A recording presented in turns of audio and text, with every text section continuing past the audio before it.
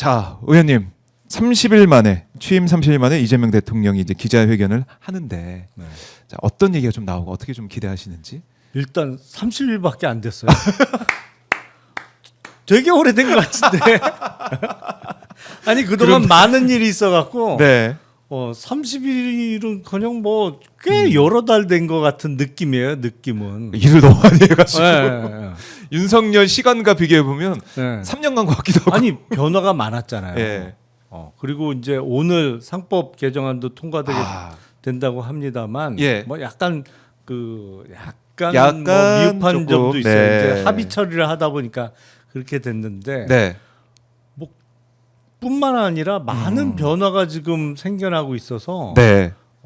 이제 이제는 30일밖에 안 됐나? 뭐 이런 30일밖에 생각이 안 좀 된다. 들어요. 근데 특이하죠. 역대 네. 대통령들이 보통 취임하고 첫 기자회견을 100일 정도 됐을 때 뭐 한 분도 있고 안 한 분도 있고 그렇습니다. 보통 100일 생각을 많이 해요. 예. 예. 30일 만에 한다는 거 딱 한 달 만에 하는 거잖아요. 네. 그러니까 근데 이게 제가 보기엔 이른바 물 네. 들어올 때 노적을 하고 예, 지지율이 이제 올라가고 있고 네. 대선 때 득표율이 50%에서 조금 모자랐잖아요. 그 득표율을 보면서 제가 그런 생각이 들었어요. 야, 네. 이 반감이 크긴 크구나. 그러니까 이재명이라는 인물에 대해서 네. 비호감도 내지는 뭐 반감이라고 표현할 수 있는 게 꽤 널리 퍼져 있구나. 네. 왜냐하면 내란 때문에 치러지는 대선에서 제1야당의 후보가 그리고 사실상 범야권 단일 후보 측면인데 물론 이제 그 정의당 후보가 나오기는 했습니다만 네. 거의 뭐 단일 후보 성격이었는데 50%를 못 넘겼다. 그래서 이 반감이 크긴 크구나 그런데 그거를 취임 30일 만에 극복을 한 거예요. 그렇네요. 그렇잖아요. 예. 그 득표율보다 훨씬 높은 지금 지지율을 보여주고 있으니까 국민들께서 보시기엔 대선 선거일까지 그러니까 네. 6월 3일까지만 해도 뭐 의심의 눈초리 내지는 조금 적대시하는 네. 분들 중에 상당수가 지금 돌아선 거잖아요. 30일 동안 하는 걸 지켜보니까 왜 이렇게 잘해? 예. 오. 아니 저랬으면 진작 시켰어야 되네.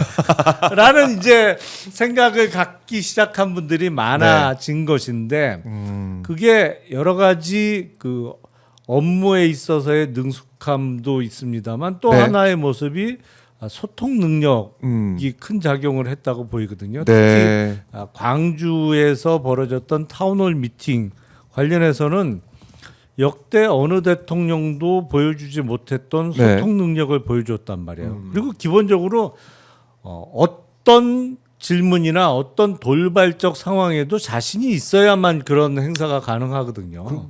역대 대통령 그런 뭐 기자회견 내지는 시민과의 대화가 사실은 좀 시나리오가 있었던 경우가 대부분이잖아요. 근데 그런 거 없이 오픈 퀘스천으로 받았는데도 오히려 기대보다 훨씬 좋은 모습을 보여줬기 때문에 100일까지 기다릴 게 뭐 있어요. 30일 기자회견을 통해서 그렇네. 본인의 강점은 더 부각시키고 경청소통. 그렇죠. 그러면서 지지율을 더 높이고 사실은 대통령 내지는 정권의 지지율이 높으면 국회 의석수뿐만 아니라 플러스 알파의 힘이 더 주어지는 거죠. 대통령이 어떤 정책을 추진하거나 어떤 방향으로 끌고 가려고 할 때 네. 이제 믿음이 있으면 아하. 오케이 뭐 얼마든지 해보시라. 이런 분위기가 만들어지잖아요. 그러니까 그동안 전 정부 특히 이제 바로 전임 정부를 들여다보면 뭘 하던 간에 국민들이 믿을 수가 없었고 왜 이런 일을 하지? 왜 이렇게 하지? 외교부터 해가지고 다 마찬가지였지 않습니까? 의심스러웠어요. 계속 의심하고 묻게 되고 의혹들이 불거지고 근데 거기에 대해서 계속 얘기를 안 해줬잖아요. 소통 안 했잖아요. 뭐래도 하면 예. 제일 먼저 드는 생각이 저건 어느 놈의 점괘야?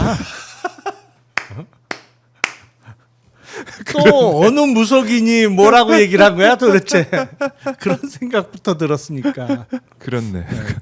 그런 모습을 봤었는데 이재명 대통령은 국민과 함께 네. 국민에게 보고하고 그다음에 뭐 기자들이 이제 질문하겠지만은 그것도 어떻게 보면은 국민 대신해서 질문하는 거니까 네. 거기에도 답을 하고 그러니까 국민 주권 정부라는 말이 딱 맞는 그렇죠. 그 시점입니다. 그 그리고 모습이에요. 그렇게 질문 사항을 미리 정해놓지 않고 네. 그냥 플로어에 있는 사람들한테 오픈해서 하는 거 내용에 자신 없으면 못해요. 그렇죠. 절대로. 네.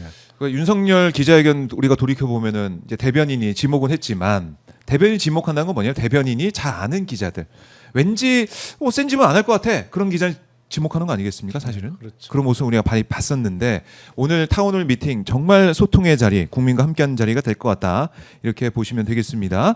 자 지금 이제 이재명 대통령 기자회견 현장 여러분들 이제 보실 수 있고요. 오마이 TV 채널 통해서 다른 채널 통해서도 보실 수가 있고 일단은 저희가 이제 현안 얘기를 그래도 해야 될 것 같아요. 예. 김영남 의원 오셨으니까 이제 묻고 싶은 게 많은데 지금 내란 특검 오늘도 열일하고 있습니다. 네. 김성훈 전 차장 출석을 했고 김주현 전 민정수석도 소환이 됐네요. 네.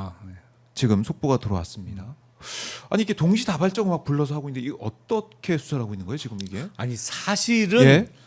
정상적인 검찰이라면 진작에 했어야 될 일들을 지금 하는 거죠. 12월 3일 날 비상계엄이 선포되고 네.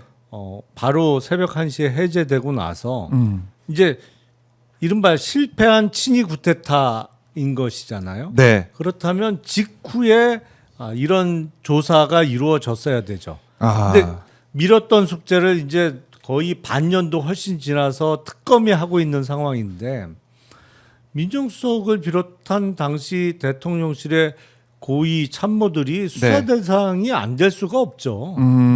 그리고 이제 정진석 비서실장을 포함해서 여러 사람들이 수사를 받아야죠. 네. 그래서 이 비상계엄을 언제부터 준비한 거냐 도대체. 그리고 그 관여한 범위가 어디까지냐.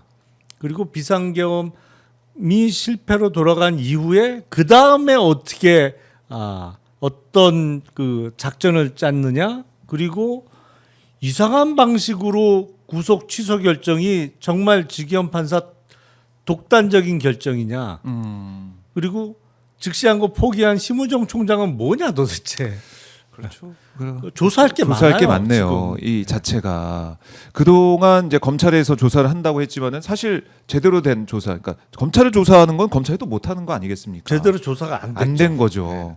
지금 뭐 그야말로 지금 상황을 좀 보면 이재명 대통령 이제 입장을 해서 기자들과 인사를 하고 언론이 묻고 국민에게 답하다.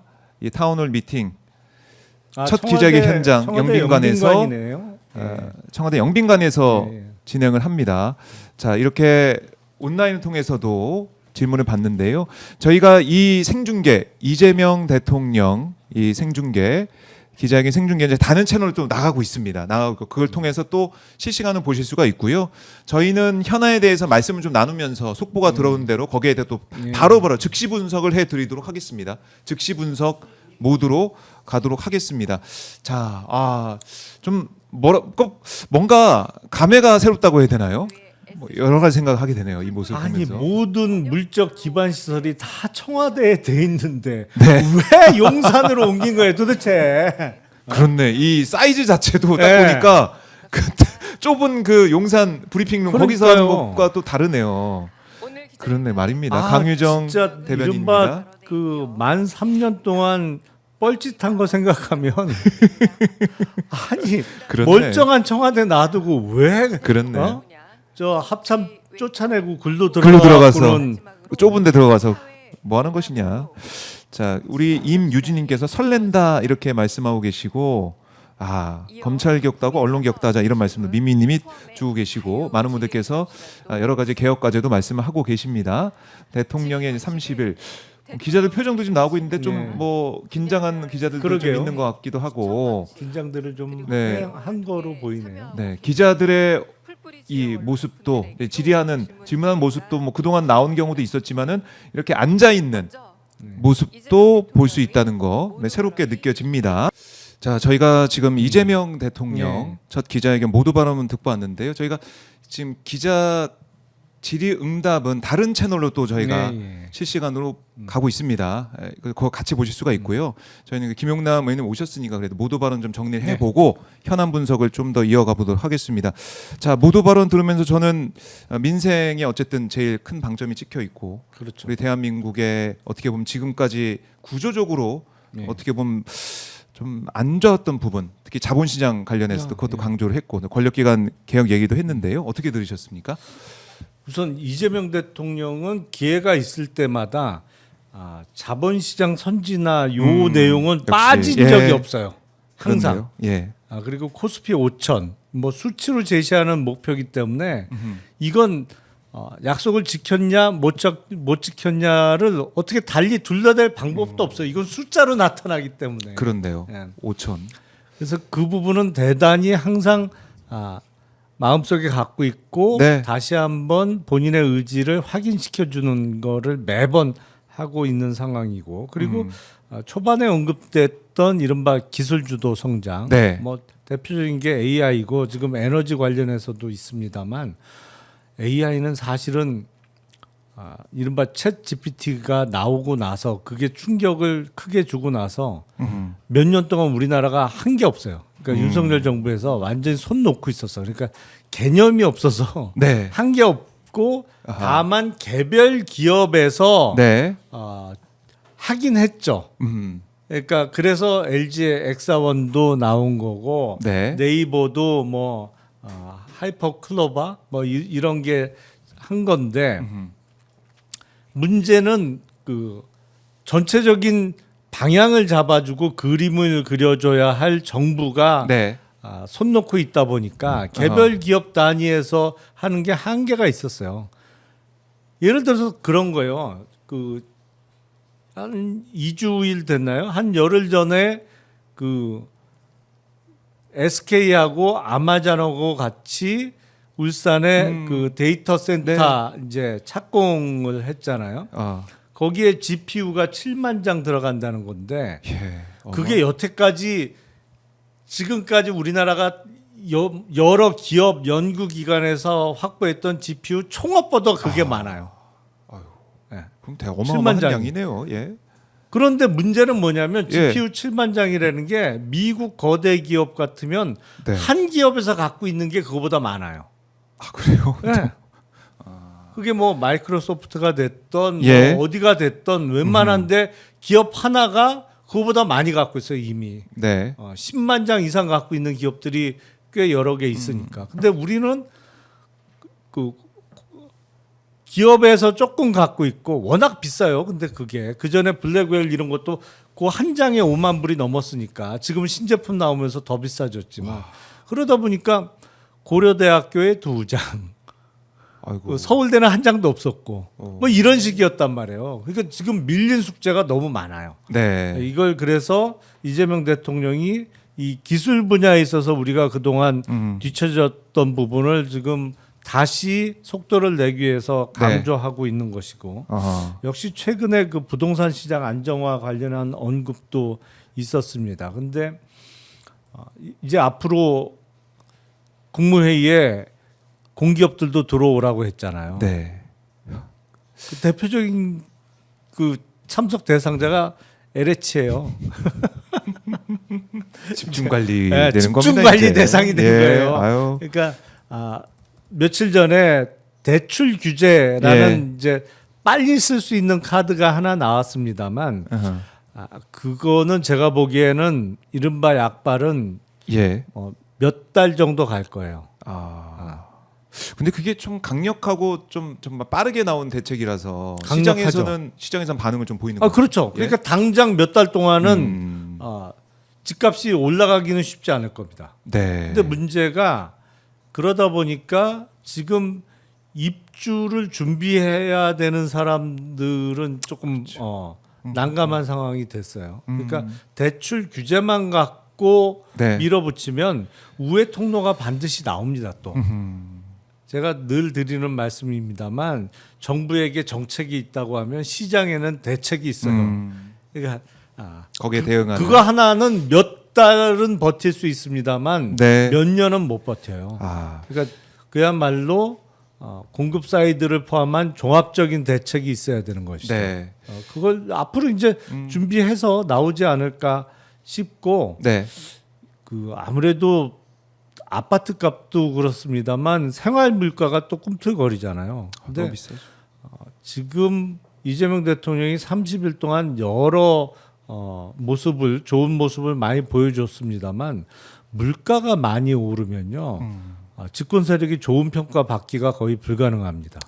그러니까 이 물가 대책도 마련이 돼야 될 거예요. 근데 질의응답을 통해서 정말 오픈 퀘스천으로 묻고 그거에 네. 대해서 이재명 대통령이 평소 갖고 있던 생각을 가감 없이 이제 답변을 할 텐데 네. 뭐 이것만 해도 그러게요. 과거 정부하고는 차이가 네, 많이 네. 나는 거죠.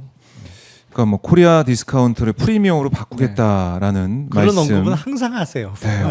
이거 코리아 디스카운트 하면 그 얘기만 우리가 귀에 박히게 듣고 들어왔는데 프리미엄을 바꾼다. 이거는 정말 발상의 전환, 생각의 전환, 그것도 뛰어넘는 구조적 대전환을 볼 수가 있다라는 거 약속을 하고 있다. 그리고 지금 오늘도 코스피가 이제 3,100대로 또 이제 회복을 하고 있는 그런 모습이기 때문에 상법 개정이 오늘 만약에 국회에서 통과가 되고 이러면은 또 외국인들도 네. 외국 투자자들도 진짜 바뀌었네? 라는 생각을 하고 물론 미비하고 또 갈 길이 있지만은 이제 시작이다라는 생각을 할 수가 있고. 그렇죠. 이제 플러스가 오늘 상법 되겠죠. 개정안은 그 여야 합의 처리를 하다 보니까 몇 개 핵심적인 내용이 빠졌어요. 네, 집중 투표제 뭐 예, 얘기도 빠졌고. 이게 국힘이 그렇게 반대하다가 절대 안 돼라고 그렇죠. 하다가 왜 돌아섰느냐 아하. 보니까 합의 처리를 이유로 몇 가지 재벌들이 야 이거는 좀 빼라고 한 걸 빼기 위해 들어온 것 같아.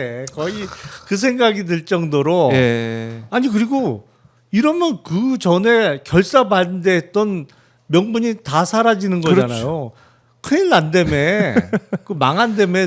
그 상법 개정하면 누가 한국에서 기업하겠냐고 떠들었잖아요. 그럼 오늘 합의 처리하는 건 뭐예요 도대체?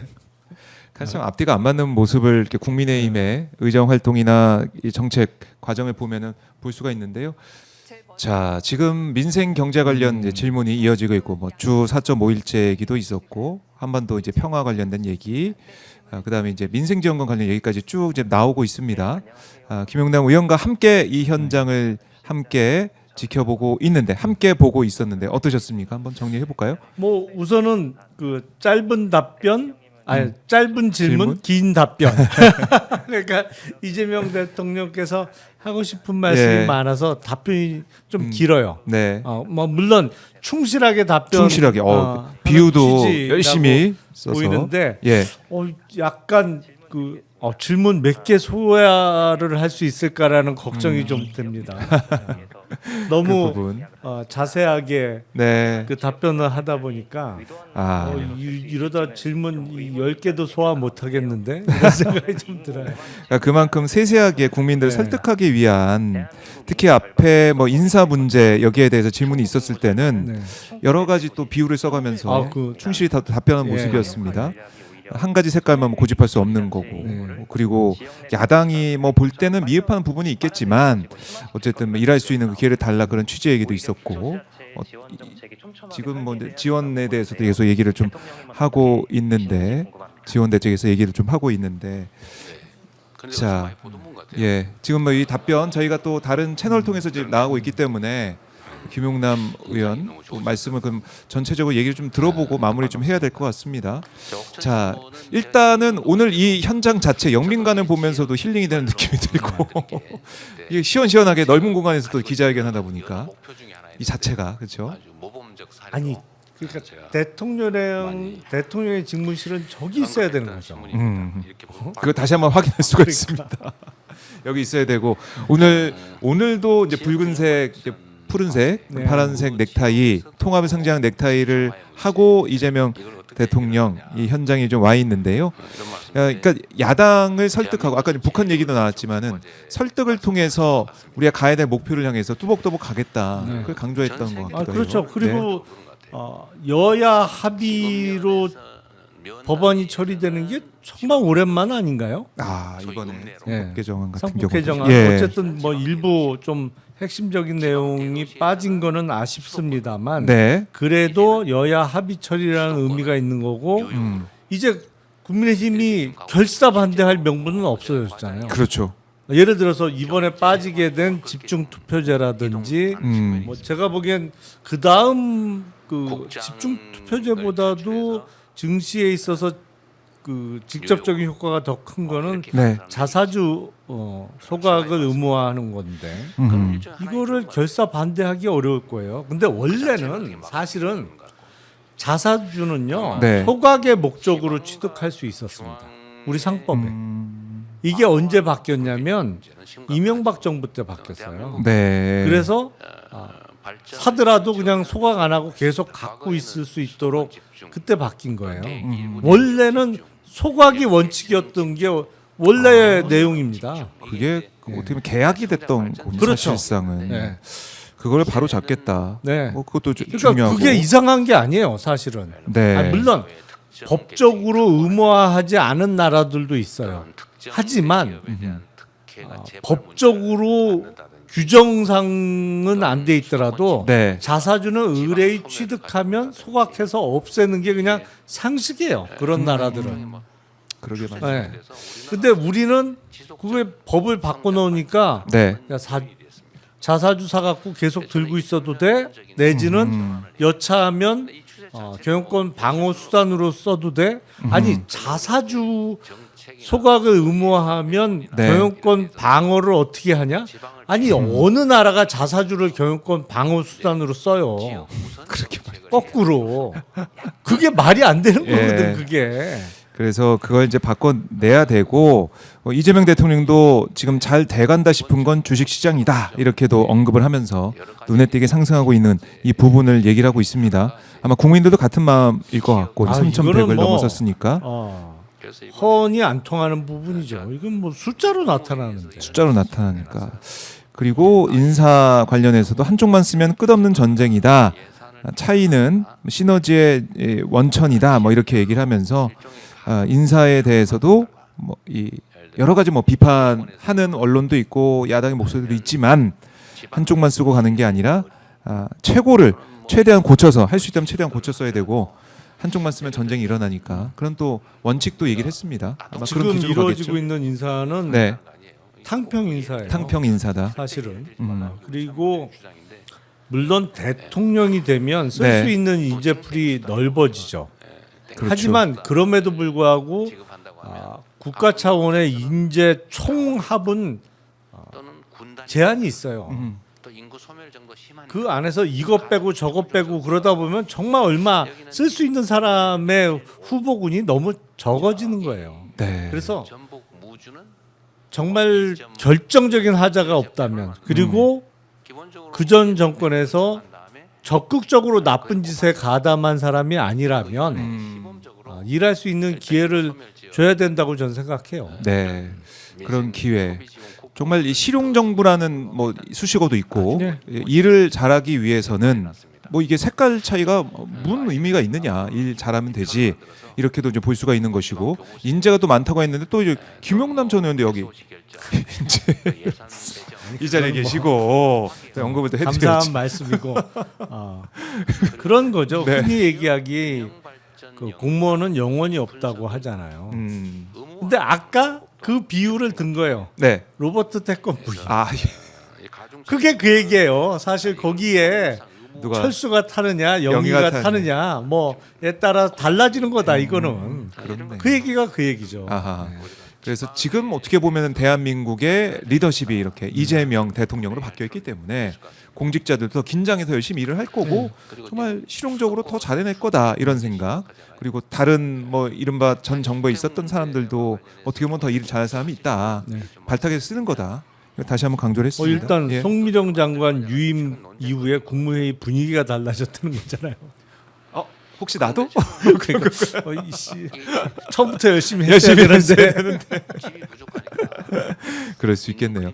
그리고 이제 영수회담은 정례는 안 하지만은 자주 만나겠다라는 또 얘기도 했어요. 야당과 네. 소통할 뜻도 밝혔고, 그러니까 선거 때 얘기했던 나는 반통령이 아니라 대통령이 되겠다 했던 이재명 당시 후보의 그 말씀대로 대통령의 국민 통합을 해 나가겠다. 그 의지는 확실한 것 같습니다. 또 확인했어요. 그럼요. 그리고 예. 본인의 의지가 원래 그렇기도 합니다만 그렇게 소통을 하면 할수록 네. 사실은 아. 야당의 입지는 점점 작아지는 거예요. 그렇잖아요. 윤석열 대통령처럼 안 만나. 대화고 뭐고 없어. 그러면 예. 절반은 야당목이 되는 겁니다. 그렇잖아요. 사실은 지금의 여야, 예. 지금의 여당이 야당일 때도 사실상 대략 반반의 그 포션은 있는 거거든요. 네. 근데 그런 식으로 절대 안 만나. 그러면 나머지 반대편에 있는 사람은 그냥 야당 편이 되는 거예요. 하지만 계속 소통하고 얘기 들어주고 네. 이런 모습을 보이면 저쪽 진영에서 계속 넘어오는 사람이 생길 수밖에 없는 거예요. 그래서 야당은 점점 입지가 좁아지는 거죠. 왜냐하면 야당이 잘해서 야당이 칭찬받기는 정말 어려워요. 야당은 일종의 반사체거든요. 그럴 수 있겠네요. 집권 세력이 못하면 빚을 받는 거지. 네. 근데 집권 세력이 소통하고 열심히 그래도 얘기 들어주고 잘하면 잘할수록 야당은 힘을 잃어요. 야. 전략적으로도 그게 맞아요. 또 그런 참 신기한 부분인데 이번에 시정연설 끝난 다음에 마친 다음에 국민의힘 의원들 이제 악수하면서 뒤로 이렇게 이재명 대통령 걸어 나왔는데 국민의힘 의원들이 딱 일어나가지고 기립해가지고 악수하고 그러더라고요. 아니 그러니까 그 시정연설 내내 박수도 한 번 네. 안 치던 사람들이 막상 다가와서 악수하니까 뚜벅뚜벅 다가왔었어요. 붙잡고 무슨 얘기를 그렇게 오래 하는 거예요 서로. 계속 붙잡고 뭐라고 계속 얘기를 하더라고 보니까. 그러니까 눈두장 찍으려고 그러나 거기 자리 있어요? 뭐 이런 그런지 모르겠지만 저도 언제든지 귀순할 준비가 돼 있어요. 뭐 이런 얘기 하는 거 하나. 어디로 넘어가면 됩니까? 그러니까 그 우리가 뭔 얘기하는지 모르겠지만 어쨌든 그 그림 자체만 보더라도 국민들이 오 야당과 저렇게 악수도 하고 소통하는구나. 그거 하나 또 메시지가 될 수도 있고 그렇죠. 그렇죠. 그런 모습 자체가 네. 대통령이 점점 커 보이는 거죠. 알겠습니다. 그 여러 가지 의미가 있는 오늘 기자회견 또 이재명 대통령의 30일간의 행보 저희가 정리해봤고요. 이제 질의응답이 정치외교 안보 분야로 넘어가고 있는데 이 현장으로 저희가 가서 이재명 대통령의 발언 들어보도록 하고 김용남 의원님 여기서 또 보내드리도록 하겠습니다. 고맙습니다. 네, 네, 감사합니다.